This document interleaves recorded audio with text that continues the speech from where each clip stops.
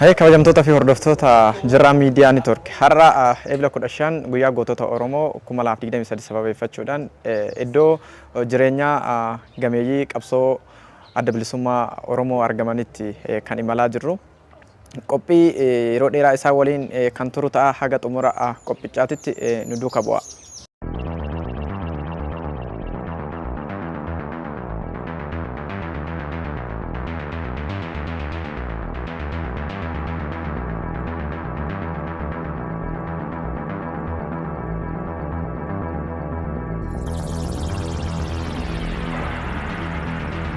Kabajamtoota hordoftoota jirraa miidiyaa Niitoork eebila 15 guyyaa gootota Oromoo 2023 sababeeffachuudhaan har'a mana jaala keenyaa Jaalibsaa Nagahoo titti kan argamnu ayyaana kana sababeeffachuudhaan waayillan isaanii nu waliin turtii kan godhan kan ta'uudha haga xumura turtii keenyatti akka nu faana turtan jecha waayillan isaanii nu gidduutti argaman itti aanaa hayyuu duree adda bilisummaa Oromoo fi Ministeera Aadaa fi Ispoortii Jaal Qajeelaa Mardaasaa waliin kan argamnu baga nagayaan dhuftan.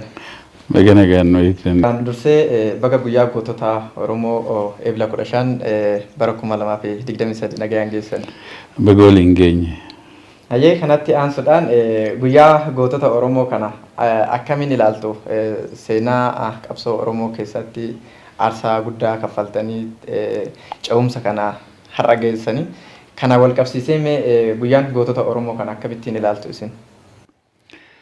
Galatoomi guyyaan gootota Oromoo nuti yeroo garii immoo guyyaa wareegamtootaa jennaan. Maartirs Day guyyaa wareegamtootaa yeroo jennee waan baay'ee hammata. Hiika guddaas qaba.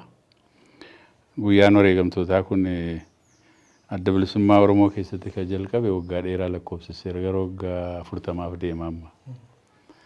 Kunis ka'umsi isaa eebila 15 bara 1980 hooggantoota adda bilisummaa Oromoo olaanoon utuu dirqamaaf gara Somaaliyaa deemaa jiranii Ogaadeen naannoo Shiniigaa jedhamutti wareegama ulfaataa kaffalan. Hoogganni jaarmiyaa tokko hoogganni dhaaba tokko jimlaadhaan dhaabamuu jechuun dhaaba sanaaf balaa guddaadha. Jiraachuu dhaaba sanaa irratti hiika guddaa qabaa jechuudha. Balaa guddaa ture. Kanarraan kan ka'ee waggoota 2-3 sanduuba dhufan keessatti guyyaa kana maaliif hin kabajnu? Guyyaa gootota yookaan guyyaa wareegamtoota Oromoo jennee haa kabajnu kan jedhu akka dhaabaatti murtaa'e jechuudha.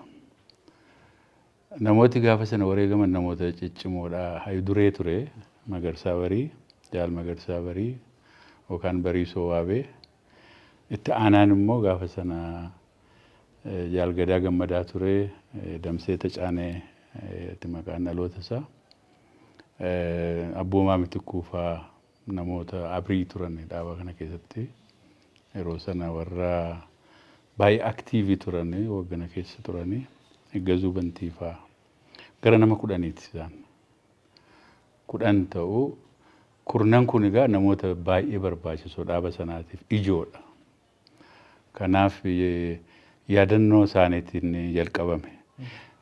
Yeroo kana jennu immoo guyyaa kana isaan qofaa otoo hin taane immoo yeroo garagaraatti bakka adda addaatti immoo wareegame baay'een ba'eera. San duras san boodas. Itti aansees qabsoo keessatti namni ni wareegama. Kanaaf adda bilisummaa Oromoo keessa qofa otoo hin taane immoo namumti mirga Oromoo kabajuudhaaf mirga saba Oromoo kabachiisuudhaaf wareegame kamiyyuu uummata keessaa Oromoo illee ta'uu dhiisuu danda'a. Irra guddaan beekamaadha Oromoodha. Namoota kana hundaa yaadannaadha. Fincila diddaa gabrummaa keessatti ijoollee baay'eetu wareegame. Namooti hidhaman namooti wareegaman kun immoo hundi miseensa adda bilisummaa Oromooti jechuu miti. Kanaafuu guyyaan kuni guyyaadhuma Oromoo ni wareegamtoota isaa akkuma saba kamiyyuu Martyrs Day jedhamee biyya lafarratti ayyaaneffatamu akka ayyaaneffatamu jedhamee murtaa'ee kanaaf egaa gaafa dirree turamee guyyaa kana namni waraanni bakka jirutti wal gahee hogganootis wal gahanii miseensoti dhaaba kanaas bakkuma jiranitti wal gahanii yaadatu jechuudha. Guyyaa yaadannooti. Amma deemee gara boodanaa ayyaana adda bilisummaa Oromoo keessatti ayyaaneffatamu qofa otoo hin taane ayyaanuma Oromoo ta'ee akka mul'atu iyyuu taasifamaa ture. Egaa edda dhufnee biyyatti gallee akka biraata ta'ee haalli keenya akkaataatti ayyaana kana ayyaanessinu akka duraanii sanatti ta'uu baatus namuu iddoo maddoo jirutti ni yaadataa jechuudha. Guyyaan wareegamtoota Oromoo akka kanatti jalqabe. Ayyee ulfaadhaa yaada nu kaastaniif guyyaan gootota Oromoo kun keessattuu Irbuu Shinnigaatirraa eegalee Oromoo keessatti galtee guddaadha. Keessattuu qabsoo Oromootiif galtee guddaa uume. Galteelee waan inni uume keessaa Irbuu Shinnigaa nuti amantiif kutaadhaan adda hin baanu jechuudhaan yeroo sana boolla tokkotti namoonni sun kan wareegamanii sana wal qabsiiseen guyyaan gootota Oromoo kun qabsaa'ota Oromootii fi uummata Oromootii fi maali jettanii yaaddan? Guyyaan kun kan inni nu yaadachiisu nu barsiisu uummata Oromootiifis galtee ta'ee akkuma tamma tuquu yaaltee namooti amantiidhaan adda adda ta'an kiristaanni musliimii waliin turame yeroo sana warri shiftooti gaafa sana hogganoota karaa deemaa jiran kanatti marsanii qaban shiftoota Somaaliyaa irraa dhufanidha.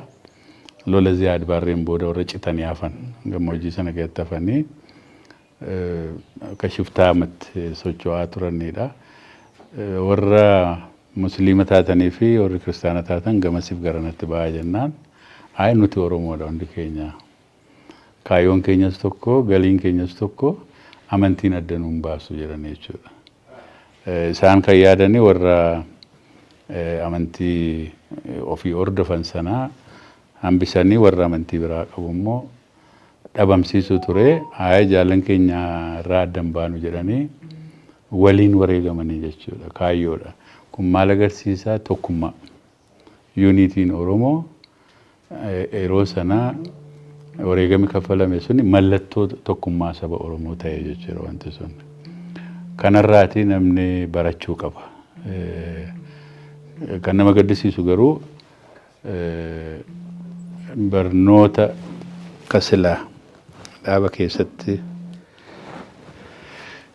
barnoota guddaa ta'ee uummata Oromootiif illee galtee ta'ee darbuu qabu darbee wanti booda nama mul'atan qoqqoodamiisi boodana hoogganni garii uume kutaadhaan fi amantii waan xixiqqaadhaan saba Oromoo tokkummaa saba Oromoo laaffisuu gaafa mul'ate irbuun jara sanaa irbuun jaallan sanaadha xiqqoo nama dhukkubsaa jechuudha.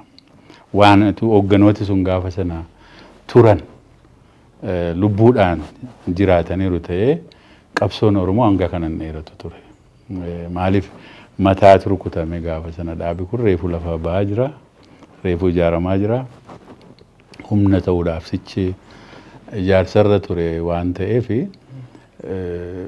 hoogganni gaafas immoo hooggana cimaadha, hooggana bilchaataadha, beekumsa gahaa qabudha. Namoota kun namoota baratanidha hedduun isaanii.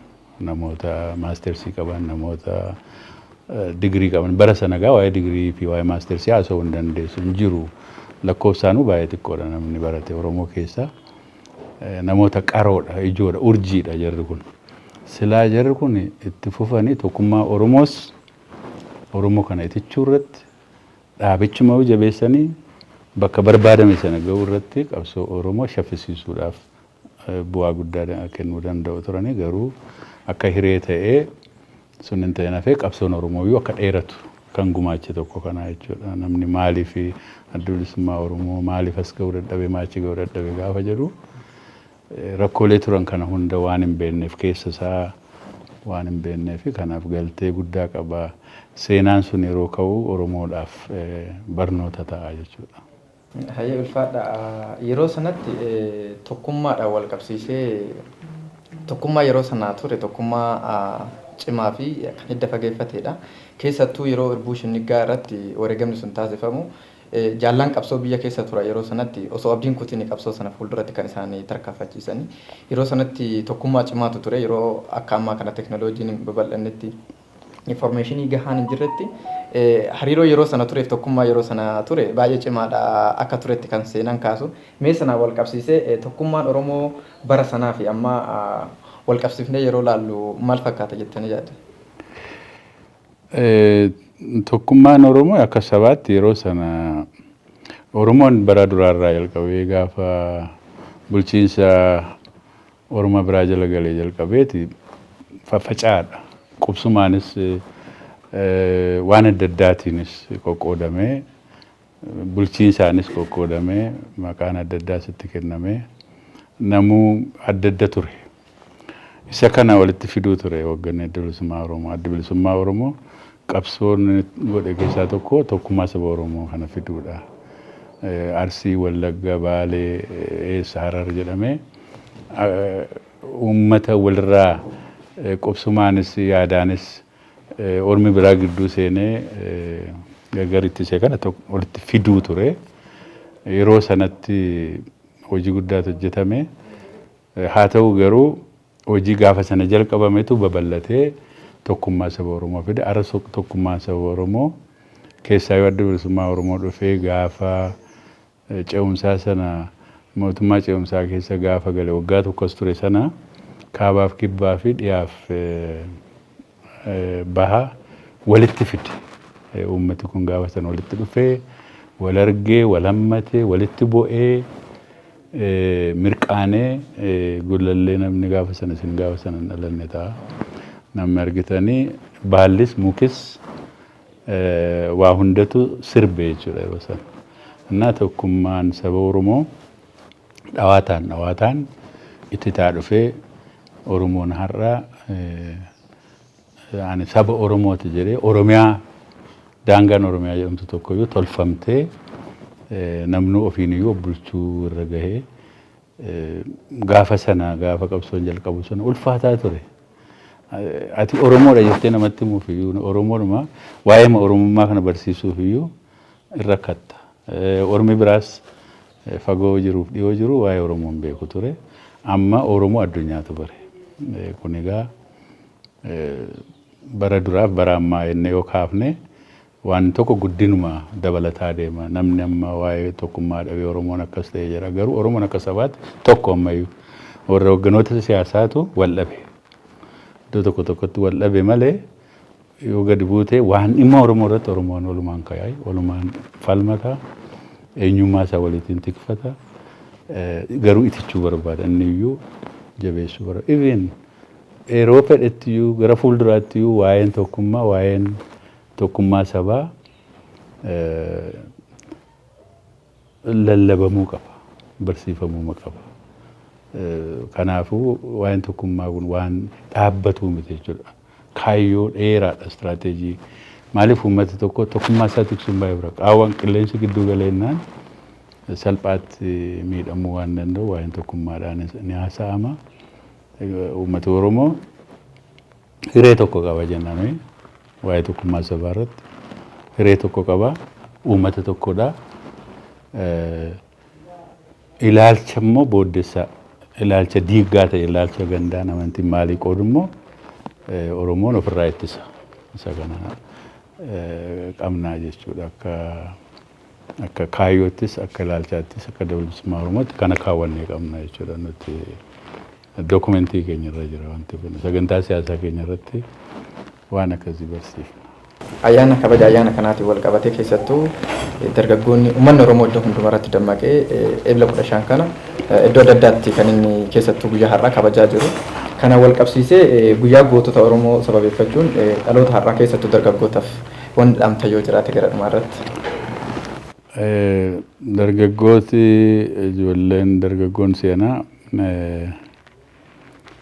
isaanii barachuu qabu. seenaa saba Oromoo sirriitti barachuu qabu. Seenaa qabsoo Oromoos barachuu qabu. Qabsoon Oromoo maal keessa darbee eessaa ka'ee as ga'e isa jedhu barachuu qabu. Waanuma namni tokko gadi bahee lallabu yookaan immoo waan itti fakkaate haasawatu hin taane seenaa sirrii seenaa dhugaa uummata Oromoo seenaa dhugaa qabsoo Oromoo qabsoon kun yoom jalqabee eessarraa jalqabe ka jedhu kan sirriitti barachuutu irra jira. Baroota dhiyoo kana seenaan nuti adda bilisummaa Oromoo iyyuu akka biraatti ijaarsumti seenaan bu'uureffamuu adda bilisummaa Oromoo iyyuu akka biraatti booressanii yookaan immoo dabsanii namoota sila jennu kun maqaan isaanii dagatamee namooti dhuunfaan abbaa adda bilisummaa Oromoo jedhaman abbaa adda bilisummaa Oromoo jedhanii maqaa namaa promote godhuu hanga maallaqi itti ba'ee maqaa namaa tokko ol baasuutti qabsoo kana fuudhanii qabeenyaa dhaabuma adda bilisummaa Oromoo guddaa kana wareegama guddaan itti kaffalame namni kumaan itti wareegame kana qabeenyaa nama dhuunfaa tokko fakkeessanii dhaaba kana kan lafaa fuudhee eessaan ga'ee achiin ga'ee ebaluu jechuudhaan wanti hin barbaadamne fedhii dhuunfaa barsiifamaa ture ijoolleen biyya kana keessa turan. Gaafa biyyatti galu ijoolleen kun baay'een isaanii seenaa adda bilisummaa Oromoo hin beekan. Qabsoo Oromoo beeku, qabsoo Oromoo adda bilisummaa Oromoo maqaadhaan beeku malee adda bilisummaa Oromoo maali? Kaayyoon isaa maali? Keessi isaa maali? Ijaarsi isaa akkam? Wareegama akkamitti kaffalame? Eenyufaatu bu'uureesse kan jedhu sirriitti hin baranne seenaa adda bilisummaa Oromoo barachuu qabna. Seenaa dhaabota Oromoo kan biraallee maal turan eessarraa ka'an kan jirullee seenaa saba kanaa jalqabaan mormaatti barachuu qabanne. Namni dhalooti seenaa uummata isaatii hin beekne garatti deemu hin beeku. Uummata Oromootiifis dargaggoota Oromootiifis dhaamsan dhaamu waanuma masala jechaa turre kana qabsoon Oromoo wareegama baay'eedhaan as ga'e. Qabsoo kana immoo warri duuba deebisu mirga Oromoon gonfate kana haqu warra barbaadantu jiru. Biyyuma kanaa deemaa oranuu jechuu barbaadantu jiru. Biyya lafarraa dhuftan itti deebi'aa jiran lafarraa dhufnutti asuma dhalannee guddanne akaakilii fi baabiliin Oromoodha hundeen indiijinasiidha Oromoon abbaa biyyaati. Warra mirga Oromoo sarbuurra darbee Oromoodhuma iyyuu mirga biyya kana keessa jiraachuudhaa iyyuu sarbuu barbaadutu jira. Isaan kan ofirraa ittisaa. Maybe arrabuma ta'uu danda'a, lallaba ta'uu danda'a garuu lallabi kun deemee miidhaa dhaqqabsiisuu waan danda'uuf isa kana tasgabbii sirnaan tikfachuu mirga ammaatti argame tikfachuu mirgoota hafan immoo Oromoon akka sabaatti waan isaaf malu biyya kana keessatti akkuma hojjaa isaatti hanga isaa malu argachuun mirga isaati. Isa kana waan hafes guuttachaa isa hafe tikfachaa tasgabbiidhaan immoo qabsoo karaa nagaatiin godhamu keessatti qooda fudhatee nagaa biyya kanaas immoo akkuma waliigalaatti nagaa biyya kanaa tiksuu fi tasgabbii biyya kanaa uumuu tasgabbii siyaasaa biyya kana keessatti fiduu irratti bu'aa ijaaraa ta'e hojii ijaaraa ta'e keessatti akka qooda fudhatan waan diigaa ta'e irraa akka maqan dhaamaaf.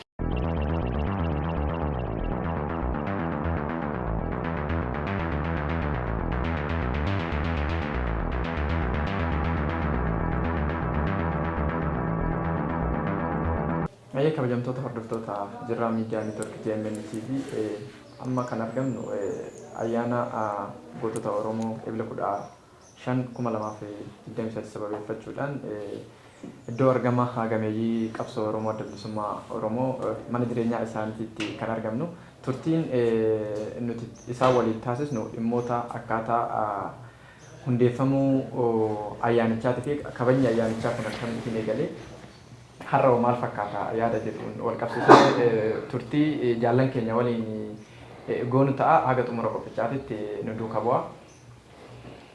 Ayyee kanatti aansuudhaan gameessa qabsoo Oromoo fi gosa adda bilisummaa Oromoo jaalibsaa nagoo waliin kan argamnu turtii keenya kan goonu qophicha qopheessuun kan isin biraan gahu ani Rabbiraa Leenjisaa ogeessi kaameeraa Boggaala Habtaamuu turtiin waliin godha haga xumuraatti nu duuka bu'a. Ayyee jaalibsaa baga nagaan dhuftani. Naga nagaan nu eegdan isinis baga nagaan dhuftanis. Ayyee mee haala kabaja eebila 15 kana wal qabsiisee maal jettu isin?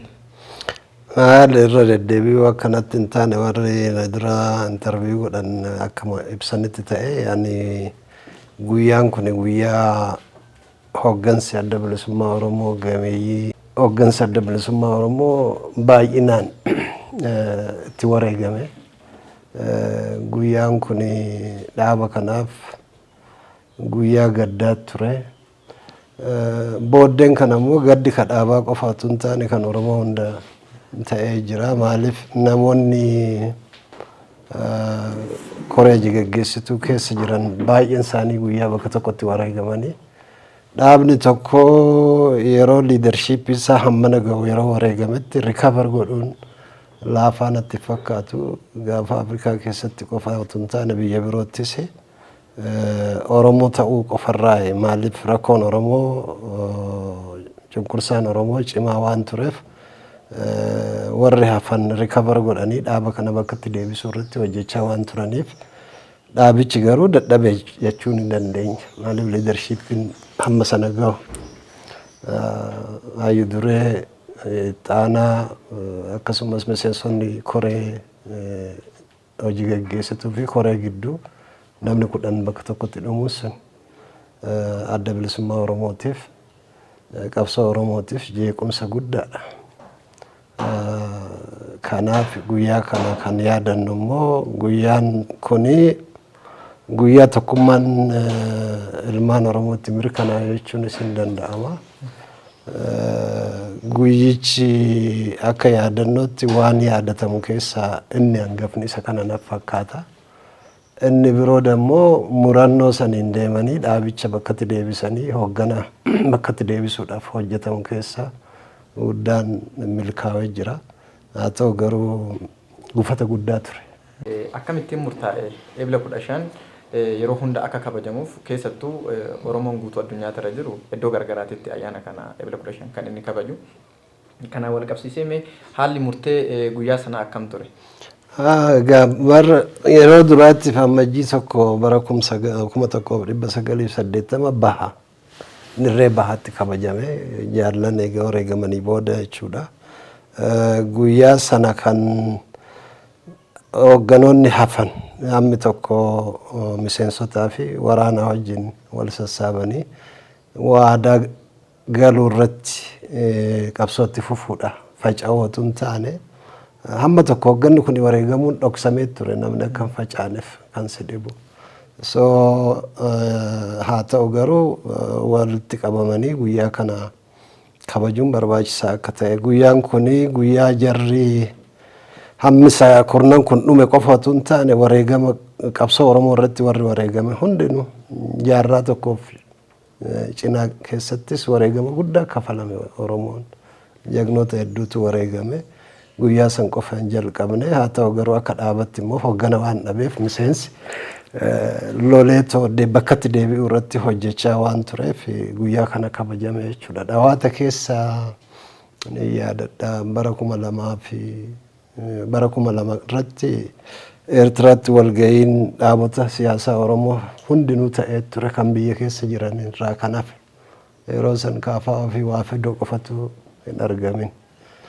Kanneen ala jiran kan akka AFLO kan jaarraa Abbaa Gadaatiin hoogganamu kan Jeneraal Waaqotiin hoogganamu adda tokkummaa bilisummaa Oromoo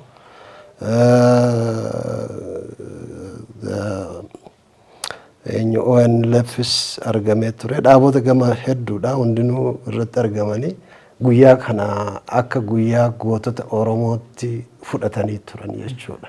So almost universal ta'ee jira warra biyya keessatti hafirraa kan hafe dhaabonni siyaasaa ala jiran guyyaa kana eega irratti mari'atanii booda guyyaan kun kan kabajamu kan ABO keessatti wareegame qofa otoo hin taane kan dhaabota kana keessattis wareegame kan dhuunfanillee otoo falmuu wareegame kuni dhaabota Oromoo kan hafanillee ilaala jechuudha. Oromoo hanga ta'etti namni Oromoodhaa wareegame OPDO keessas jiraate, KFO keessas jiraate, WAFIDO keessas jiraate fi dhaaba kamuu keessallee otoo hin jiraanne wareegamnaan isa kana represent haa godhu jedhamee bal'inaan akkasitti fudhamee guyyaan kun guyyaa gootota Oromoo kan jedhu murtiirra gahamee jira jechuudha. Isa kana Oromoon baay'een akka dhaaba Oromoo akka ABO qofatti kan kabajamutti fakkaata. So inni kun bal'aadha. Kana kaasuu barbaadeef at least consensus'idhaan wal hubannootaan guyyaan kun akka guyyaa wareegamtoota Oromoo akka ta'u irratti walii galamee jira. Nu qofaa miti kan kabaju jechuudha. Ayyee ulfaadha jaarmiyaaleen siyaasaallee yaadni kun guyyaa sanatti murtaa'ee akka kabajamuuf akka hirmaatan keessattuu kan akka wallee fakkaasanii jirtanii. Haala kabaja ayyaana kanaatiin wal qabatee akkuma isin kaasuuf yaaltan uummanni Oromoos ta'ee jaarmiyaaleen adda addaa Oromoodhaaf qabsoofna jedhanii biyya kana keessa jiran guyyaan kun akka adda bilisummaa Oromoo qofa ilaallatutti kan isaan kaasan. Jaarmiyaaleen qabsoo Oromoo kaawwan guyyaa ayyaanichaa kana akkamitti ilaalan? Akkamitti immoo kabajuu jiru? Egaa akkuma isin jedhe ulfoo yookaan adda tokkummaa uummata Oromoo United Oromo Liberation Front kan jedhamee kan dhaabota kana hunda agoobara ta'eetu ijaarame hamma tokko deemetti hojiirra itti gufate malee wal hubannoota murtiirra gahamee ture jechuudha. Dokumeentiitu jira kana kan labsame kan irratti walii galame kana keessa ibsoonillee hin ture amma sochiirra hin jiru. Kanneen birootis ni turani kan jaarraan hoogganu ni ture kan waaqoon hoogganu jaarraan waaqoon hoogganu ni ture kan biroo Union North America hedduminaan waan kana keessatti qooda fudhatanii turan murteessanii turani. So akka itti fudhatan guyyaan kun akka guyyuma gootota Oromooti kan jedhu eega murtii dhaabonni kun irra gahan akkuma isin jedhe warri biyya keessa jiru walgahii sanarratti argamuu waan hin dandeenyeef hin mallatteessin malee konseptii sana numa fudhatan jennee dhaabdannaa jechuudha. Even inni kun isaan argamanii dhiisanii konseptiin garuu kan qabsoo Oromoo irratti wareegame kamuu included ta'a. Inni kabajama kan jedhu sun I think fudhatama kan qabu natti fakkaata. Dhaabonni biyya keessa sosso'aa turan sadeen jechuun OPDO fi yeroo sanitti WAFIDO fi KFO irratti hin argamnellee maajoritiin murteessee ture jechuudha warri ala keessa sosso'anii. Isa kana ammallee yoo ta'e fuulduraaf Oromoon keessawuu Oromiyaan guyyaa tokko guyyaa gootota ishii itti kabajju qabaachuu qabdi. Akkan argaa jirutti gootonni kun biyya keessattis kabajamaafii jira. Even warri dhaabota siyaasaa Oromoo keessan turre warri Hayilee Fiidaa qabsaa'onni hedduun maqaa adda addaatiin qabsaa'aa turan gootota Oromooti. So kanaafuu kun giddu galeessa kan Oromoon guyyaa kana kabaju ta'ee gadi bahuunsaa 2002 irratti jechuudha. September inni yaadadha eebla maal fulbana. Amma fuulduraafillee mariin kun itti fufeetoo guyyaa tokko Oromiyaan guyyaa gootota ishee itti kabaju qabaachuu qabdi dheetin irra. Guyyaan kabajaa kun sirna ta'ee akka itti fufuuf ayyaana dhaabbii ta'ee Oromoon waan kana akka itti fufsiisuuf dhaamsisinne akka waliigalaatti Oromoof qabda yoo jira. Ani guyyaan kun guyyaa dhaaba tokkooti miti. Guyyaa gootonni Oromoo qabsoo dhaabni kun yookaan dhaabonni Oromoo jalqaban duras waggaa 150 lakkoofsi Oromoon gootonni Oromoo itti wareegaman mirga saba kanaatiif jecha kan wareegaman baay'ee waan ta'aniif kunneen hundi kan itti kabajamanidha jechuudha. Mootummaa kana keessa jechuun OPDO ta'anis kan qabsaa'an kan wareegaman hin jiru hin beekna. Bifa adda addaatiin ammallee Oromoon kan wareegamaa jiru kaabattis ta'e bakka hundattuu ifaadha. Gootota mirga uummata Oromoo tiksuu irratti waan wareegamaniif. Kanaaf marii gaarii barbaadan fakkaate mootummaa Oromiyaa wajjinis qabsaa'onni Oromoo mootummaan Oromootis Oromiyaa jechuu kooti marii gaarii gaggeessuu qaba jedheeti yaada. San qofa otoo hin taane akkaataa gootota biyyaa wajjin wal fudhatamu irratti illee mariin obsaan gaggeeffamutu irra jira. Maaliif Oromoon kophaatti kan wareegameef Oromoon qofaaf otoo hin taane biyya kanallee utubeetu jiraachisuudhaaf kan wareegame kan jiru jechuudha. Biyya kana dimokiraatessuu, biyya sabdaneessaa fi federaalawaa taate argamsiisuu irratti kan wareegame waan ta'eef akka biyyaattis gootawwan kun kabajamuun dirqii ta'a jechuudha. Kanaaf haa jalqabamu malee kan waliigalaa ta'ee akka mul'atu gochuu irratti hooggansi mootummaa Oromiyaatii fi dhaabolee siyaasaa Oromiyaa mari'achuu qabu. Kophaa wanti bakka tokkotti gaggeessuu atuu danda'amu kophaatti kabajuun kun bu'aa tokkollee ni qaba natti fakkaatu ani gama kee akka nani herregutti. Maaliif abboomina kan itti qabu uummata Oromooti. Isaanis uummata Oromootiif bifa adda addaatiin ijaaramanii kan wareegaman kan hin ijaaramin wareegamallee hedduudha. Agarii tulluufaan hin ijaaramne wareegaman Jeneraal Taaddasaa hundaa'uu gootota Oromooti. So kana ennaan warri OPDO keessattis beeta mangistiittis ajjeefame hedduutu jira. Seenaan kuni gadi baheetoo guyyaan tokkotu godhamee gaarii na fakkaataan. Hayyee jaalessa turtiin faana gootaniif guddaa ulfaadhaa isiniin jenna. Ulfaadhaa isinis waan dhuftaniif. Hayyee duraan dursee baga guyyaa gootota Oromoo eebla 15/2023 nagaan geesse Firaa'ol. Hayyee baga walumaan geenne uummanni Oromootis baga nagaan geessan jechuun barbaada. Hayyee guyyaa gootota Oromootiin wal qabatee iddoo adda addaatti guutuu Oromiyaa dabalatee biyyoota Oromiyaan jiru hunda irratti uummanni Oromoo faca'ee jiraatu hunda irratti guyyaan kun kabajamaa kan jirudha. Guyyaa gootota Oromoo kanaan wal qabatee guyyaa gootota Oromoo kana akkamitti ilaaltaate akka dargaggeessaatti? Hayyee warri jirraa miidiyaa galatooma jechuun barbaada. Akkuma beekamutti guyyaan gootota Oromoo kun bara dheeraadhaaf eebla 15 kabajamaa ture. Guyyaan gootota Oromoo kunis kan kabajamuuf wareegama qaalii aarsaa guddaa qabsaa'onni Oromoo gaggeessaniin keessattuu shinni garratti 1980 qabsaa'onni Oromoo hooggantoonni qabsoo Oromoo bakka tokkotti dhumanii ergasii qabsoon kun bifa faffaca'een deemurra bifuma qindaa'een deemaa kan ture yommuu ta'u uummanni Oromootis qabsoo kanaaf galtee kan isaa ta'u guyyaa kana akka guyyaa yaadannoo gootota Oromoo yookiin wareegamtoota Oromootti fudhatee bara baraan kabajaa ture. Hanga har'aattis qabsoon guyyaan qabsaa'onni Oromoo itti wareegaman kun akka yaadannoo guyyaa gootota Oromoo yookiin wareegamtoota Oromoo waliigalaatti yaadatama. Kanumaaf yaadanna jechuudha nutis. Hayyee ulfaadhu guyyaan gootota Oromoo sababeeffachuun dhaloonni haaraan keessattuu dargaggoonni iddoo adda addaatti kabajaa kan jiranii kan argaa jirru. Kana wal qabsiisee akkamitti ilaaltaate akka dargaggeessa tokkootti guyyaan gootota Oromoo kun kana caala daraan cimee akka itti fufuu fi guyyaa gootota Oromoo eebla 15 qofa ta'ee kan itti fufu osoo hin taane uummanni Oromoo akka ayyaana tokkootti godhee akka dargaggeessa tokkootti maal jettaati? Hayyee galatoomi. Guyyaan kun akkuma kaastee bifa faffaca'een malee bifa sagantaa godhateen kabajamaa hin jiru. Haa ta'uuti namoonni bifuma adda addaatiin kabajuu inni kun garuu waal ta'ee akka mootummaattis akka uummata Oromoottis guyyaa tokko guyyaa gootota Oromoo biyyoonni hedduun guyyaa gootota Oromoo isaanii guyyaa gootota isaanii waan qabaniif Oromoonis gootota isaa waggaa 150 hanga har'aatti wareegama kaffalaa turan.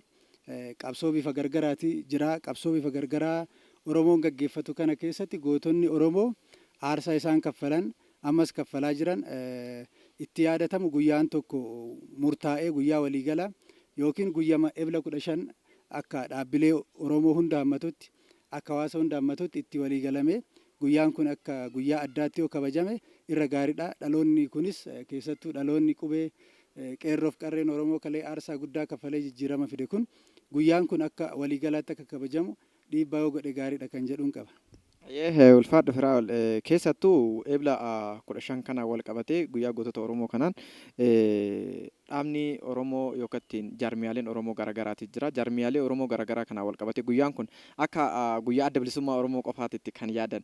Faffaca'insi jaarmiyaalee kunillee iddoo tokkotti walitti dhufe akka guyyaa kana ayyaana tokko godhee bifa qindaa'aa ta'een kabaju dhaamsi ati qabdu yoo jiraatu.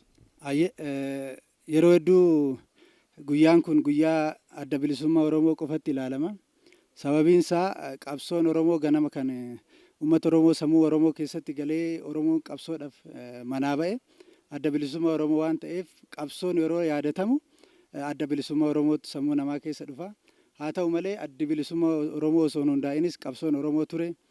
Waggaa 150 dura warri weerara Oromoo irratti gaggeeffamu ofirraa fincilaa turanis bifa faffaca'eenis warri qabsaa'aa turan jaarmiyaan ala warri jiranis jiru waan ta'eef jaarmiyaaleen Oromoo fi uummanni Oromoos akka waliigalaatti guyyaa kana guyyaa adda bilisummaa Oromoo qofa osoo hin taane guyyaa Oromoo hundaa ta'uu isaa hubannee ayyaana kana ayyaana Oromoo hundaa akka ta'utti gara kanatti yoo fidame jaarmiyaaleen Oromoo adda bilisummaa Oromootiin ala jiranis guyyaa kana fudhatanii ofitti fudhatanii akkaataa itti jaarmiyaaleen hunduu itti kabajuu danda'an irratti mootummaanis akkaataa ayyaana kana fudhatee itti kabajuu danda'u irratti yoo deemame gaariidha jechuun barbaada. Ulfaadha Firaa'ol keessattuu irbuu shinniggaatiin wal qabatee achirraa kaasee haga har'aatitti Oromoon bakka jiru hundatti kufaa harcaa akka baalaatti kan inni harcaa as ga'ee uummata Oromoo ceesise lafee isaaniitiin harcaatii lubbuu gootota Oromoo kaleessatiin har'a Oromoon kan ce'e sanbira darbee har'a Oromoon sirna jabaa ijaarrateeti kan inni jiru. Mee akka dargaggeessa tokkootitti waan kaleessa gootonni hedduun itti dhabamanii sirna har'a ijaarame kana akka dargaggeessa tokkootti akka dhaamsatitti illee dargaggeessi Oromoo akkamittiin tikfachuu qaba jettee yaadda? Ayyee galatoomi. Akkuma kaastetti qabsoon Oromoo bara dheeraadhaaf gaggeeffamaa ture. Keessattuu waggoottan 4 darban dura osoo addaan hin kutin seenaa biyya Afrikaa kanatti seenaa addaatu ta'e qeerroof qarreen Oromoo daandii gubbaa dhaabbatanii rasaasni odoo itti dhuka'u taankiin odoo itti dhukaasu sodaa tokko malee waan Afrikaa keessatti ta'e hin beekne addunyaattis ta'e hin beekne waggoota 5 oliif aarsaa qaalii kaffalanii jijjiiramicha fidanii. Haa ta'u malee jijjiiramichi kun akka dargaggoonni fi qeerroon Oromoo fidanitti utubamee tokkummaan Oromoos utubamee bifa Oromoon siyaasa gama dinagdeetti utubu kanatti ceesisuudhaaf hanqinni mudatee ture. Haa ta'uuti hanqinoota mudatan kana furamee dargaggoonni Oromoo fi qaamni jijjiirama kanas ofitti fudhate jaarmiyaaleen siyaasas jijjiirama kana kan qeerroo Oromootiin dhufe kan ofitti fudhatanii kabajanii hayyoonni siyaasas keessattuu wareegama qeerroo kana kabajanii qabsoon kun aarsaa qaalii uummata Oromootiin qeerroo Oromootiin dhufuu fudhatanii gara qabsicha kana itichanii sirna amma jiru kana utubanii deemuun barbaachisaadha. Namoonni hedduun sirna gaafa jedhamu paartii aangoo qabatetti ilaalu.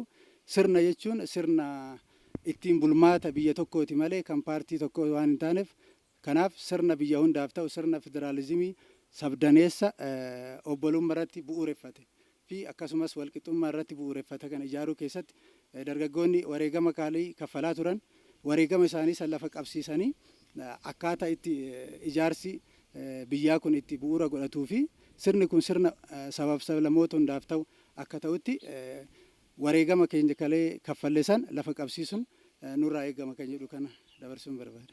Ulfaadha Firaa'ol gara dhumaati irratti dhaamsi ati uummata Oromootiif qabdu yoo jiraate keessattuu guyyaa Eebila 15 guyyaa gootota Oromoo kanaan wal qabsiise akka waliigalaatti dhaamsi qabdu yoo jiraate uummata Oromoo.